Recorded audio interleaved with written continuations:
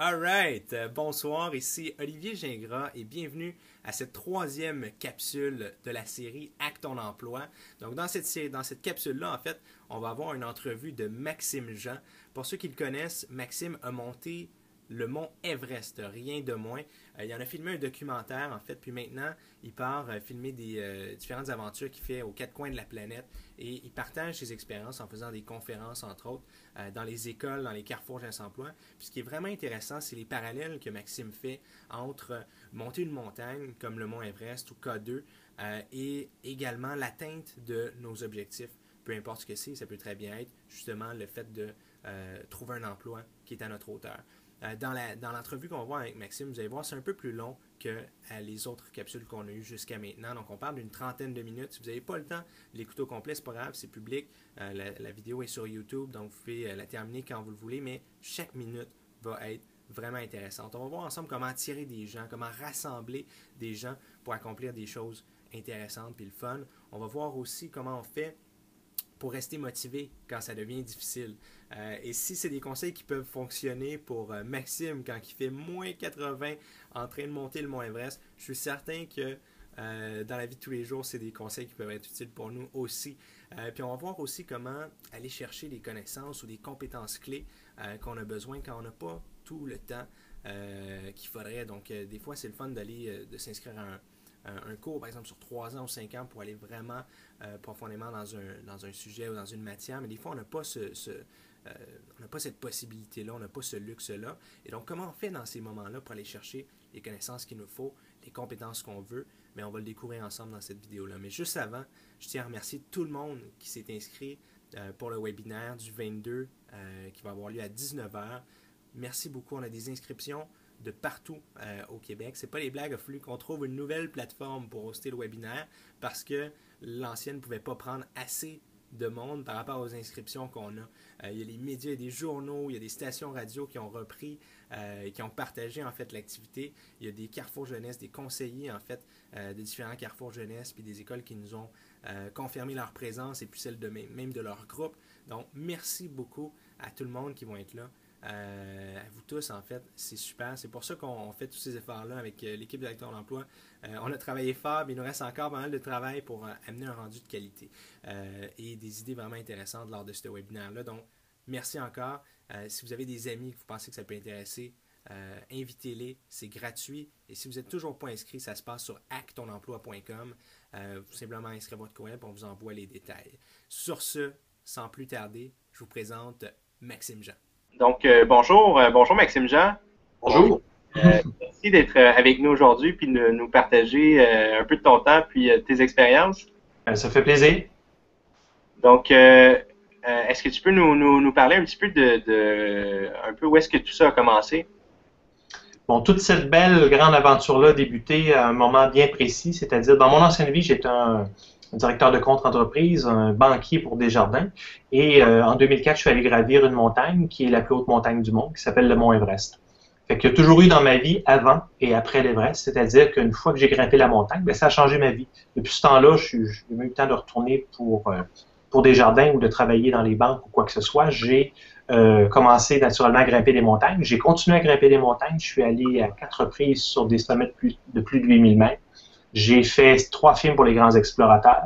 J'ai donné au-delà de 600 conférences, donc plus des voyages, des trekkings où j'ai guidé des groupes jusqu'au pied de l'Everest, entre autres, et à bien d'autres endroits. Donc, ça a changé ma vie, c'est le cas de le dire. Wow, ben c'est complètement fou de voir ça. Puis justement, est-ce que tu t'es levé un matin et tu avais envie de monter l'Everest, ou alors c'est une idée qui t'est venue de où, à quel moment? Bon, c'est pas naturellement, je pense pas qu'on puisse, je dis pas que ça peut pas arriver, mais se lever un matin et dire je m'en vais gravir la plus haute montagne du monde, c'était dans mon cas un rêve de jeunesse, c'est-à-dire que mes héros de jeunesse à moi, c'est encore mes héros aujourd'hui. Des gens qui ont grimpé les montagnes, des gens qui ont grimpé l'Everest en particulier, des explorateurs polaires. Donc, j'ai vraiment des héros que je voulais aller suivre leurs traces, voir si j'étais à la hauteur de mes ambitions et pouvoir finalement suivre leurs traces, voir où ils sont passés, comment ça se passe. Je suis capable de faire ça moi aussi. C'était un peu la réalisation d'un rêve de jeunesse, tout simplement. Fait que c'est venu un peu d'essayer de pousser tes limites, puis de voir ce que tu étais capable de faire, tout simplement. Oui, définitivement. Puis il faut dire que 25 ans avant d'aller à l'Everest, j'avais commencé l'escalade naturellement. Donc, il y a eu un long travail de préparation. Fait que c'est toujours de repousser les limites. Quand on a grimpé tout ce qui se grimpait ici, quand on est allé en Amérique du Sud, dans l'Ouest canadien, après ça, on se dit on va où? Ben, si on veut continuer, on va sur les plus hautes montagnes du monde, tout simplement.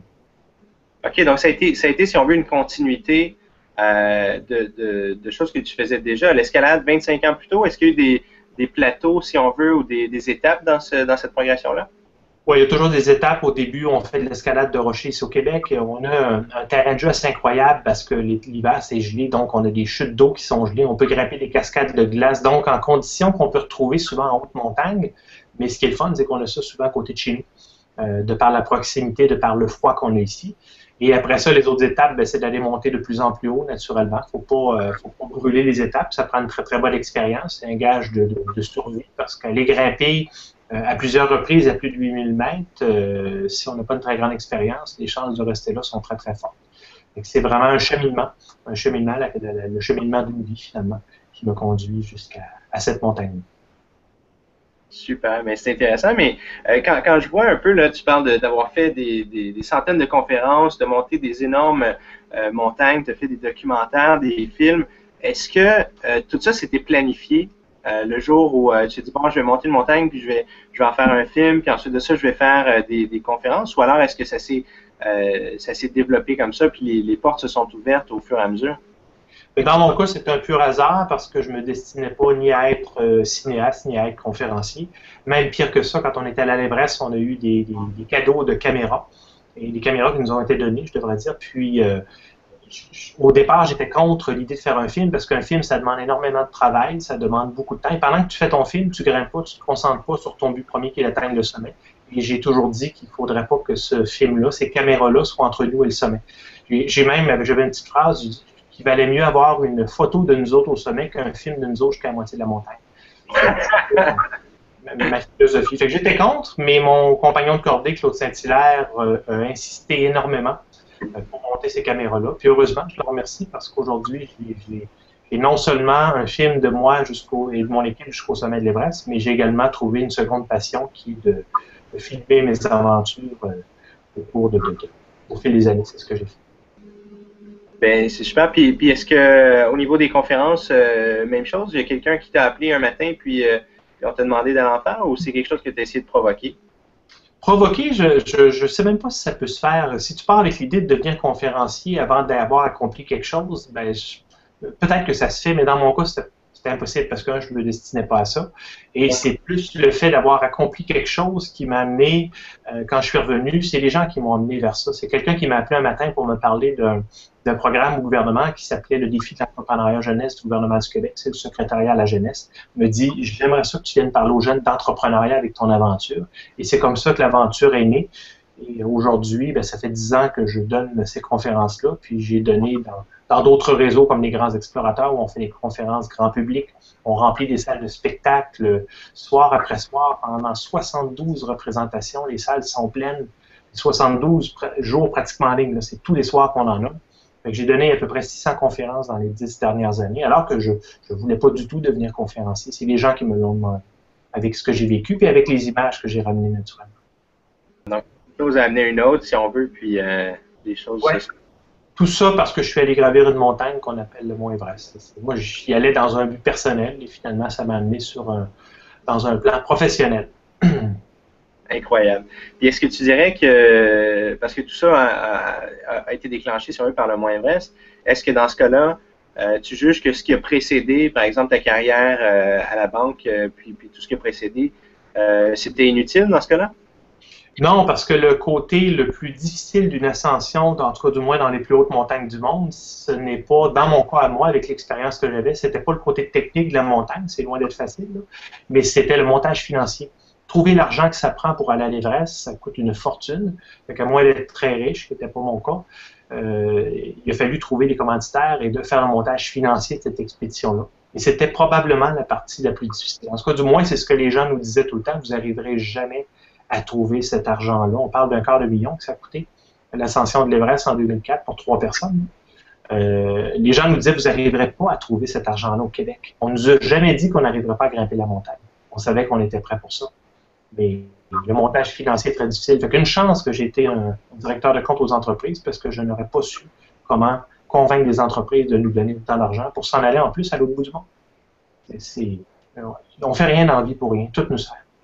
Donc, dis-moi, Maxime, quand vous avez décidé finalement de filmer votre ascension sur le mont Everest, est-ce que vous aviez déjà des compétences en termes de cinéaste? Est-ce que tu avais de l'expérience dans ce milieu-là? Bon, sur l'Everest, non, je peux dire que je n'avais pas une très, très grande expérience.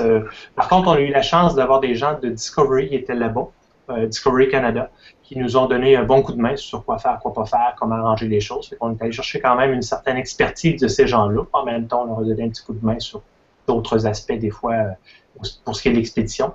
Et je dirais qu'après, dans le fond, sans grande expérience, mais ce que j'ai acquis au fil des années, ce que j'ai fait sur l'Everest, de travailler en équipe, de savoir bien m'entourer, de travailler avec les bonnes personnes tout le temps, d'aller combler, si on veut, nos faiblesses, ben, je l'ai appliqué par la suite à bien d'autres choses que j'ai fait. Autant mon film sur le K2, où là, j'ai eu la chance de travailler avec des cinéastes professionnels ici, d'avoir des formations, et particulièrement également pour les îles Galapagos. Parce qu'il faut savoir que le film des Galapagos que j'ai présenté aux Grands Explorateurs, c'est un documentaire, c'est en haute définition, c'est un film de 75 minutes. Je ne veux pas dire qu'un film d'expédition, c'est facile à faire, c'est très dur, mais le scénario est assez facile. C'est le point A qui on part, puis le point final où on arrive au sommet. Entre les deux, si on a tous les moments clés, les émotions suffisamment, on a un film.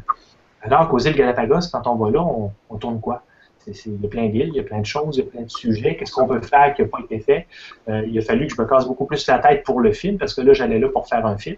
Et c'est finalement une façon de travailler où je me suis entouré de gens du cinéma, de gens qui ont de l'expérience. J'ai amené un caméraman professionnel qui est un ami, sans trop de budget, mais il a accepté de venir avec moi. J'ai demandé de l'aide. Je me suis bien entouré encore une fois. La recette que j'ai appliquée à l'ascension des sommets, je l'applique à ce que je fais aujourd'hui, au film, à ma vie finalement, par ma façon de développer ma propre entreprise avec mes projets. Et c'est ce qui fait que ça fonctionne. Super. Puis donc, si je comprends, c'est le travail d'équipe. Et comment tu arrives à attirer, si on veut, ces gens-là dans ta vie? Comment tu arrives à les motiver puis à les amener à participer avec toi à des projets comme ceux-là? Bien, je pense, moi, dans toute chose, si on est quelqu'un de passionné, peu importe ce qu'on fait, que quelqu'un aime ou aime pas, si on est passionné, on est contagieux, c'est-à-dire qu'on est capable de contaminer les autres. Puis je pense que c'est la passion qui me permet de contaminer ces gens-là puis qui viennent me donner un coup de main parce que moi, je donne souvent une anecdote en conférence où j'ai un vieux monsieur qui venait réparer ma fournaise. À l'époque, j'avais une fournaise au propane. Il venait réparer ça. Une fournaise au propane, pour moi, quand j'y pense aujourd'hui, c'est plus ou moins intéressant. Mais le monsieur était tellement passionné que quand il venait à réparer, j'avais le goût de me partir là-dedans. Je l'écoutais me conter ça, puis il aimait ce qu'il faisait. Donc, quand on est passionné, on est contagieux. Quand on parle de l'Everest, de montagne, de film, bon, c'est sûr qu'amener quelqu'un aux îles Galapagos, ça donne un petit coup de main. On a un endroit intéressant pour peut-être plus. Il y en a beaucoup qui aimeraient l'Everest, mais peut-être d'autres aimeraient moins, le trop froid.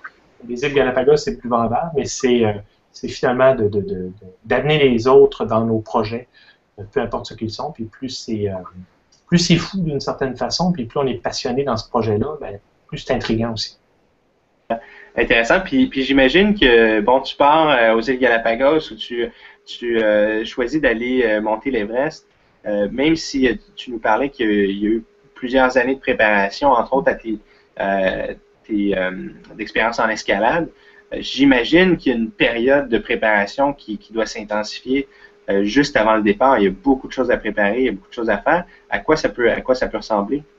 Dans le cas de l'Everest, c'est pratiquement 2 ans, malgré les 25 ans d'expérience en escalade, c'est 2 ans de préparation presque à temps plein pour toute l'équipe. Naturellement, la dernière semaine, il n'y a plus de temps parce qu'avec les commanditaires, on a tellement de gens rencontrés, de poignées de main à donner. Je me souviens, avant de partir pour l'Everest, on faisait un kiosque dans le métro qui nous finançait une partie d'expédition. On faisait un kiosque dehors, ils vendaient de la bouffe. On était là, puis on partait 2 jours après. Pas qu'on n'était pas intéressé, c'était correct de faire le commanditaire, mais tu dis, je ne devrais pas être là, je devrais être chez nous, je devrais finir mes bagages, je devrais être... C'est énormément de travail. Et naturellement, comme dans toute chose, c'est comme avant de partir en vacances pour le travail, tu dis, je vais tout finir mes choses avant de partir, puis tu arrives la dernière journée, puis tu cours. Quand tu embarques dans l'avion, puis tu dis, là, je ne peux plus courir, je ne peux plus rien faire, j'ai même plus mon téléphone avec moi, là, tu relaxes. Ça donne bien parce qu'il y a 21 heures d'avion à faire pour se rendre jusqu'à là-bas. Tu fais au moins décrocher comme il faut avant d'arriver.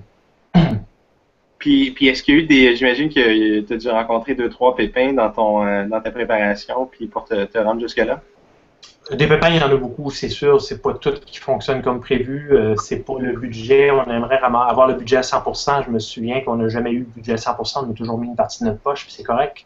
Et je me souviens d'avoir eu des chèques en prenant l'autobus pour partir à Montréal où on allait prendre l'avion. Quelqu'un nous a donné un chèque avant un des derniers qu'on a reçu. On embarquait dans l'autobus. C'était minuit moins une. Fait qu'il n'y a jamais rien de réglé avant de partir. Des pépins, il y en aura toujours naturellement. Ça peut être la logistique, ça peut être, entre autres, tes caméras. Pour moi, au début, c'était un pépin. De recevoir des caméras à une semaine du départ, les premières générations de haute définition, les demi-HD qu'on appelait, les 720. Moi, j'avais pas bien filmé, fait que je regardais la caméra, puis on n'a même pas eu le temps de se familiariser, on l'a amené, puis on lui le manuel en s'en allant. C'est beaucoup de choses en très peu de temps, mais en même temps, tu peux pas tout finir, tu n'es jamais prêt à 100%, fait qu'à un moment donné, il faut que tu partes, puis tu dis, bon, ben, advienne que pourra. On était bien préparés, finalement, on a tout atteint le sommet, donc on s'en faisait parce qu'on se disait qu'on n'avait pas assez fait encore. C'est tout le temps comme ça. Je n'ai pas assez fait, je suis pas prêt. Il manque des petites choses. À un moment donné, il faut juste couper et dire on fonce, puis on se fait confiance, puis ça va bien aller. Oui, puis surtout quand il est rendu trop tard de toute façon pour faire le reste dans l'avion. Si on se comparait au groupe là-bas, on était pas mal plus près que la plupart des gens. On avait eu autant les préparations physiques, mais nous, on avait une grosse préparation physiologique avec des spécialistes du mal des montagnes, un chercheur qui nous a suivis, qui nous suit depuis 10 ans, Pascal Dallot, qui nous épaule dans tout ce qu'on fait. C'est un aspect que beaucoup d'équipes ont négligé au fil des années, puis qui m'apparaît très important, cet aspect-là de savoir qu'est-ce qu'on fait en haute altitude. On n'est pas des médecins, on ne joue pas aux médecins, mais des fois, quand tu n'as personne sous la main, il faut que tu puisses réagir rapidement. On a certaines médications, quand est-ce qu'on l'utilise. Si on peut entrer en contact avec un médecin, c'est encore mieux, mais si on ne peut pas, est-ce qu'on laisse quelqu'un mourir? Donc, on a eu une très, très bonne formation, même à ce niveau-là. C'est vraiment, quand je dis qu'on était prêt et qu'on n'a pas négligé d'aspect, on s'en est rendu compte là-bas qu'on était extrêmement prêt pour cette ascension-là. Puis justement, ces formations-là ou ces connaissances-là que vous aviez besoin, on ne peut pas toujours aller suivre 3 ans à l'université en médecine quand on veut aller monter une montagne. Comment est-ce qu'on va chercher ces connaissances-là en dehors des sentiers battus, si on veut, pour aller chercher l'essentiel de ce qu'on a besoin pour ensuite de ça partir quand on n'a pas des années devant nous? Ben, il faut naturellement trouver la bonne personne. Dans notre cas, c'était assez facile. C'est un ami de mon autre collègue de l'Everest, qui est Mario Dutil. C'est un de ses amis qui est le chercheur spécialiste du mal des montagnes, qui est devenu un ami par la suite. Donc, c'est d'aller, si on n'a pas ces gens-là sous la main, naturellement, bien, il y a toujours un spécialiste quelconque qu'on peut trouver d'une façon ou d'une autre. Je pense qu'il faut aller chercher l'information. Il ne faut pas avoir peur de demander de l'aide dans toute chose qu'on fait pour être bien préparé. On ne peut pas être bon dans tout. Même si on est bon dans quelque chose, il y a quelqu'un qui est meilleur que nous. Il ne faut pas avoir peur de demander de l'aide. Ça nous permet d'avancer très rapidement, des fois même de s'améliorer, d'aller un peu plus loin dans notre aventure, dans notre façon de faire, dans notre apprentissage. Maintenant, au moment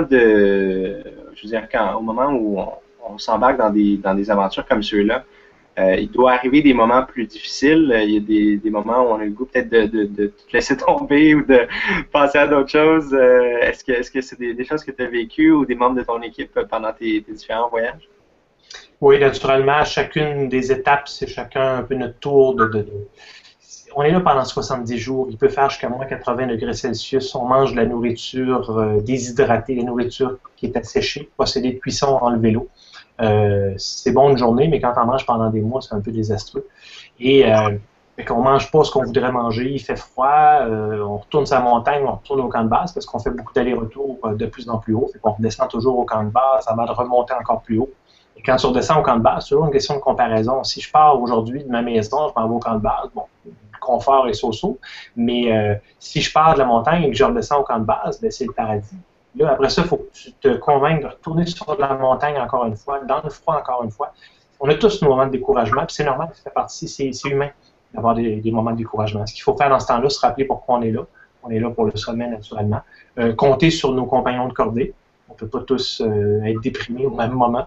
On va chercher l'aide des autres, se remotiver, puis après ça, c'est toi qui vas aider l'autre que ça ne tente plus. On a chacun nos journées, naturellement, mais ça prend des bons compagnons de cordée. dans ces aventures-là. Puis c'est la même chose d'un projet qu'on peut vivre ici. Plus le projet est long, plus le projet est de longue haleine et implique beaucoup de choses, des fois on oublie pourquoi on le fait. Dans le quotidien, tu fais des choses des fois que dans tout projet ou dans toutes les choses qu'on fait dans le travail, on ne peut pas tout aimer à 100%. Et si on embarque d'un bout qu'on aime moins, des fois on commence à se décourager et oublier. Il faut se ramener à l'essentiel. Pourquoi je fais ça? C'est où je m'en vais avec ce projet-là? Il faut se le rappeler. Il faut se fixer Quand le projet est très très long, il vaut mieux se fixer des objectifs intermédiaires qui vont nous motiver. Quand on monte pour le sommet de l'Everest, il n'y a tellement pas d'oxygène qu'on fait 3-4 pas, on arrête complètement essoufflé pendant 10-15 secondes à prendre notre souffle. Pourtant, on a fait 3-4 pas très lentement. Et là, tu te demandes qu'est-ce que tu fais là, c'est normal. Bien, c'est sûr que si tu penses au sommet, ou si tu penses même à ce que tu vas faire l'été prochain, bien, tu tournes et tu descends, tu dis en bas, il y a de l'oxygène, il fait plus chaud, on tourne dans la vallée. Donc, on se fixe des objectifs de faire juste 3-4 pas à la fois. Des fois, une petite corniche, tu dis, je m'en vais à corniche, et si ça ne va pas mieux, je m'en retourne à la maison. On se fixe des objectifs intermédiaires, puis d'objectif intermédiaire en objectif intermédiaire, à un moment donné, on se dit, on est rendu au sommet finalement. C'est la façon de faire quand le projet est très très long. Super, mais Maximilien, dis-moi, est-ce que tu te considères comme un entrepreneur? Est-ce que ces projets-là, même si ce n'est pas des projets d'entreprise, est-ce qu'il y aurait des liens à faire selon toi avec l'entrepreneuriat? Oui, énormément de liens avec l'entrepreneuriat. Si je pense à la mobilisation des gens, combien de personnes ont travaillé ici avant de partir là-bas? Au moins une centaine de personnes. Quand j'ai des fois mobilisé des gens, puis je leur donne pas de chèque de paye, là, quand je parlais de passion tantôt, il y avait au moins 100 personnes qui nous ont aidés à réaliser ce projet-là parce qu'on était assez passionnés, contagieux pour les avoir tous contaminés. Qui ont donné leur coup de main pour réaliser le projet. Mais sur le terrain également, là-bas, il y avait au moins 25 personnes avec qui on travaillait, des porteurs pour transporter le matériel, des cuisiniers au camp de base, donc des gens impliqués dans cette grande aventure de l'Everest-là. Ça fait beaucoup de monde. Il y a également le côté créatif de notre approche, c'est-à-dire comment on a utilisé l'entrepreneuriat, justement, pour réaliser un projet comme ça. Comme j'expliquais tout à l'heure, c'est le montage financier qui est le plus difficile dans l'ascension d'une montagne comme l'Everest, parce que ça coûte une fortune. Ben, la façon de le faire, c'est d'avoir été créatif, d'avoir été différent de ce qui se faisait avant. On n'a pas rien inventé, la solution est très simple, mais de le faire avec un direct à la télé à tous les semaines, ben, c'est ce qui nous a permis d'être créatifs, mais surtout d'amasser le financement que ça nous prenait pour aller gravir la montagne. Fait que la montagne, on n'est pas les premiers à y aller, mais on est les premiers à le faire de cette façon-là, avec de la publicité finalement qu'on a vendue. Et également, je pourrais parler d'autonomie. Autonomie, c'est c'est dans le fond de passer à l'action. Ben, moi, j'avais un rêve quand j'étais tout jeune de gravir la plus haute montagne du monde. J'ai été autonome, je suis passé à l'action, puis je l'ai réalisé. Et ça m'a amené complètement sur autre chose. On ne sait pas où ça peut nous amener de réaliser des grands rêves, des passions. Moi, comme je disais, 600 conférences, j'ai jamais voulu devenir conférencier. 3 films de façon professionnelle, dans des réseaux professionnels. J'en ai qui ont passé à RDI pour Canal Évasion. J'avais jamais prévu faire de films dans ma vie. C'était pas dans mes plans non plus. J'ai publié 2 livres moi-même. J'ai écrit dans 2 autres publications. J'avais jamais prévu être écrivain non plus. Fait que tout ça m'a amené finalement sur une lancée, si on veut, complètement haute de ce que j'avais prévu, ce que j'appelle les hasards de la vie. Mais en même temps, c'est pas tant des hasards, mais c'est plus grâce à des actions, des choix de vie qu'on fait et des gens qu'on croise. Donc, il y a des opportunités qui se présentent. Ben, c'est à nous de les saisir en ce moment. C'est de l'entrepreneuriat purement et simplement. Dans un côté plus terre à terre, ben, moi, j'ai une petite compagnie de production qui est incorporée. Je suis un entrepreneur, mais ça, c'est plus standard. Mais c'est elle qui chapeaute toutes ces aventures-là, ces films-là, ces conférences-là. Donc, c'est de l'entrepreneuriat, mais c'est pas l'entreprise sur le coin de la rue qui fabrique des choses. C'est que je fabrique des images à partir de mes aventures. Et finalement, c'est ce que je vends, l'aventure, ce que j'ai vécu. Ces belles aventures-là, avec ce qu'on peut en retirer comme expérience, comme message, tout simplement. Si on est curieux d'en apprendre davantage sur ce que tu fais, justement, tu as des conférences qui tournent, tu as parlé également de différents livres que tu as publiés. À quel endroit est-ce qu'on peut te rejoindre? À quel site Internet est-ce qu'on peut en apprendre davantage sur ce que tu fais? Bon, j'ai mon site Internet qui est www.maximejean.com, très très simple. Sur mon site, celui-là est un peu moins à jour, si on veut. Sinon, il y a Facebook où je suis également, avec peut-être quelques films, surtout des films sous-marins. J'ai vu quelques bouts de films, des bandes-annonces que j'appelle, mais quelques bandes-annonnes de films Galapagos. Il y a un autre que j'ai commencé aux Bahamas, surtout principalement sous-marin, ce film-là. Donc, il y a le Facebook également. Donc, soit le site Internet ou le Facebook. C'est une façon d'avoir certaines informations, de voir un peu. Le Facebook est un peu plus à jour dans les aventures, ce que j'ai fait, parce que j'ai fait 2 films de montagne. J'ai mon premier film d'île, qui est les îles Galapagos. Je dis 2 films de montagne, il y en a 3 en réalité, mais 2 qui ont été présentés aux grands explorateurs. Et j'ai fait un 3e, il n'est pas terminé, mais j'ai commencé un film aux Bahamas, mais sur la pêche sous-marine d'un ami à moi qui plonge là-bas, même à 60, il doit approcher de 64 ans. Michel, il plonge là-bas, puis moi, je suis allé filmer sous-marin pour y ramener des souvenirs, mais en même temps, voir si je pouvais tourner de belles images sous-marines dans des eaux les plus... un des endroits où il y a les eaux les plus limpides de la planète. Écoute, un gros merci pour le temps que tu nous as partagé, puis pour les idées, les conseils, puis tout ton bagage et puis ton expérience. J'en retiens beaucoup. Je vais prendre des notes de tout ça, puis je suis certain que ça va aider plusieurs d'entre nous, dans le fond, à bâtir nos propres projets, puis avancer, monter en fait nos propres montagnes. Donc, ouais. Super. Donc, merci beaucoup, Maxime.